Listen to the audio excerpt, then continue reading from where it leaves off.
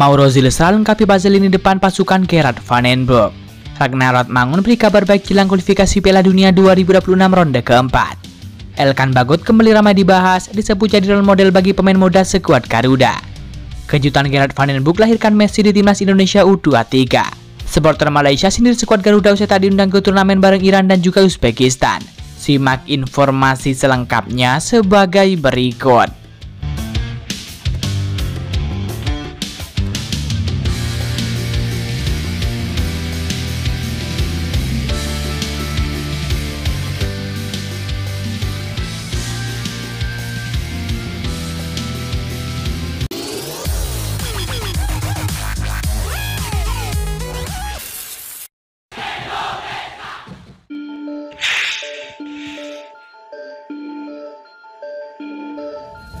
Para supporter Malaysia berbondong-bondong menyindir timnas Indonesia usai dapat undangan tampil di turnamen Asia Tengah bareng Iran dan juga Uzbekistan. Kejutan datang dari negeri jiran Malaysia, seiring dengan kabar dari jurnalis Thomas Bullock bahwa Malaysia dan juga Oman diundang ikut turnamen Federasi Sepak Bola Asia Tengah. Kedua negara itu adalah tim undangan, selagi tim-tim yang masuk dalam federasi, termasuk Iran dan juga Uzbekistan dipastikan akan tampil. Selain kedua negara kuat di Asia tersebut, turnamen KAFA ini juga akan diikuti oleh Kyrgyzstan, Tajikistan, Turkmenistan, dan juga Afghanistan. Turnamen ini akan diselenggarakan pada tanggal 26 Agustus 2025, dengan Kyrgyzstan dan juga Uzbekistan menjadi tuan rumahnya. Hal ini menjadi sorotan di Indonesia karena Malaysia sebelumnya menolak undangan PSSI untuk mengikuti uji coba di FIFA Matchday September 2025 mendatang. Sebagian turnamen KAFA akan digelar pada saat FIFA Matchday berlangsung, namun itu awal turnamen diselenggarakan di luar agenda FIFA. Hal ini menjadi bahan sindiran dari supporter Malaysia di media sosial @YaniOneFootball M terhadap fans timnas Indonesia. Malaysia diundang KAFA Nation Cup, tapi orang-orang di negeri seberang yang berisik, ini bukan agenda FIFA, kata media Malaysia tersebut. Fans Malaysia pun menyindir seakan Malaysia harus minta izin ke PSSI agar bisa ikut tampil di KAFA Nation Cup. Halo PSSI, mau minta izin ikut turnamen ini, kata fans Malaysia.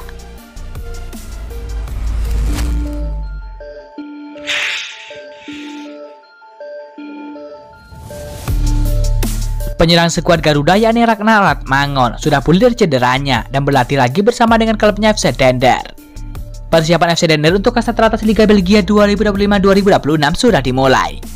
Tim milik pengusaha Indonesia tersebut menggelar latihan perdana pada Kamis 19 Juni 2025. Lewat akun resmi klub, pada hari yang sama, FC Dender mengunggah banyak foto beberapa pemain sedang berlatih, termasuk Ragnar Rathmangun. Rathmangun sempat absen sejak Maret 2025. FC Dender menjelaskan pemain 27 tahun tersebut terjangkit virus yang jenisnya tidak diungkap. Ragnar Rathmangun terpaksa melewati sejumlah pertandingan FC Dender di akhir musim 2024-2025. Jika di total mencapai 9 partai babak playoff Eropa Liga Belgia. Rathmangun menghabiskan musim pertamanya bersama dengan FC Dender setelah pindah dari FC Groningen pada musim panas 2024 dengan 21 penampilan bersama dengan klubnya. Akibat virus tersebut, pesepak bola Belanda tersebut tidak bisa membela timnas Indonesia dalam dua laga terakhir kualifikasi Piala Dunia 2026 zona Asia. Tanpa Rathmangun, timnas Indonesia menang 1-0 atas timnas Cina pada 5 Juni lalu. Namun Kiev 0-6 di Jepang pada 5 hari berselang. Sementara itu Liga Belgia musim depan akan dimulai pada 26 Juli 2025. Pada musim lalu FC Dender menempati peringkat ke-12 dari 16 peserta. Musim depan kemungkinan menjadi pembuktian bagi Ragnar Rathmangun di FC Dender. Dia harus berkontribusi lebih banyak lagi mengingat kontraknya bakal habis pada Juni 2026. Untuk timnas Indonesia, pulihnya Ragnar Rathmangun menjadi kabar baik. Dia bisa dipanggil tim berjulukan Garuda itu untuk FIFA Matchday terdekat pada September 2025.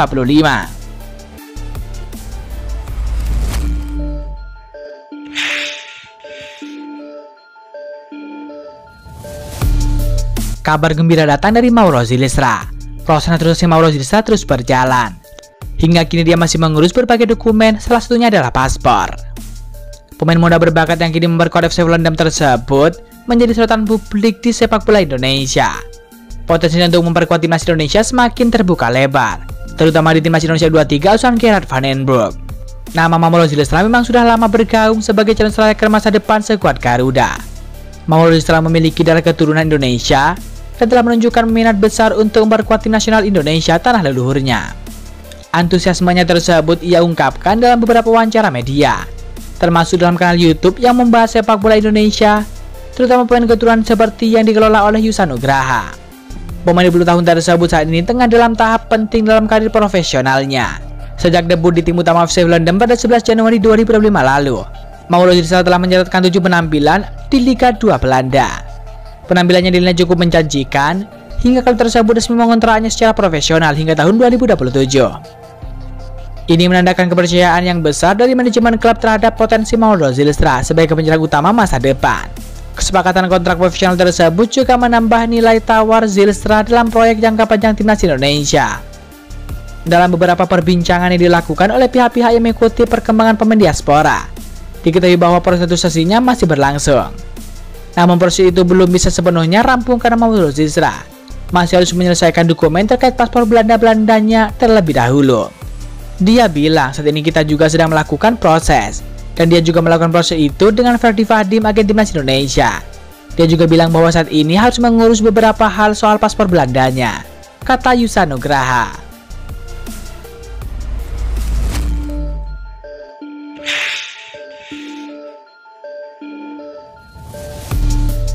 Nama Elkan Bagot kembali menjadi perbincangan para pecinta sepak bola tanah air jelang penampilan timnas Indonesia di ronde keempat kualifikasi Piala Dunia 2026. Baik 22 tahun tersebut bahkan dibandingkan dengan 2 pemain timnas Indonesia yang baru saja menjadi pengangguran usai dilepas oleh klub-klubnya. Dari sekian banyak pemain keturunan di kubu timnas Garuda, nama Elkan Bagot menjadi nama yang kerap diperbincangkan pecinta sepak bola tanah air dalam setahun terakhir. Namanya diperbincangkan karena dirinya tak masuk dalam daftar skuad Garuda timnas Indonesia yang berlaga di kualifikasi Piala Dunia 2026 zona Asia pada Juni lalu. Tak masuknya nama Elkan Bagot tak lepas dari keputusan Patrick Kluivert selaku pelatih Garuda, di mana ia lebih mempercayai pemain yang sudah masuk skuad merah putih pada Maret lalu. Padahal Elkan Bagot sendiri sempat terbang ke Indonesia dan juga berada di tanah air sembari menunggu pemanggilan Patrick Kluivert untuk timnas Indonesia. Kini jelang ronde keempat, nama back Yusuf Stone tersebut kembali berbincangkan oleh banyak pecinta sepak bola tanah air. Namun kali ini Bagot diperbincangkan karena dibandingkan dengan 2 pemain timnas Indonesia yang tengah menganggur. Elkan Bagot diperbincangkan karena dianggap pantas menjadi role model ataupun panutan bagi para pemain muda timnas Indonesia yang menganggur. Dilansir dari unggahan akun Instagram pemain keturunan.id, Bagot dianggap layak jadi panutan bagi Rafael Strijk dan juga Nathan Jawon. Ya, Strijk dan juga Nathan Jawon saat ini menjadi 2 pemain muda timnas Indonesia yang tengah menganggur pasca dilepas oleh klub-klubnya. Brisbane Roar dan juga Swansea City melepas 2 pemain tersebut. Dibandingkan dengan Elkan Bagot, baik Strijk dan juga Nathan Jawon bermain di kompetisi yang mentereng di musim 2024-2025. Strijk bermain di kasta teratas Australia bersama dengan Brisbane Roar, sedangkan Nathan Jawon bermain di klub Championship ataupun kasta kedua Inggris Swansea City. Status keduanya jauh lebih baik daripada Elkan Bagot yang bermain di kasta ketiga Inggris ataupun League One bersama dengan Blackpool FC. Namun bila dibandingkan Strijk dan juga Nathan, Bagot justru mendapatkan menit bermain yang banyak kendati sempat diterpa cedera selama berbulan-bulan. Karenanya akun Instagram pemain keturunan.id menilai Strijk dan juga Nathan Jawon harus menyentuh Bagot yang rela bermain di kasta terbawah demi mendapatkan jam terbang.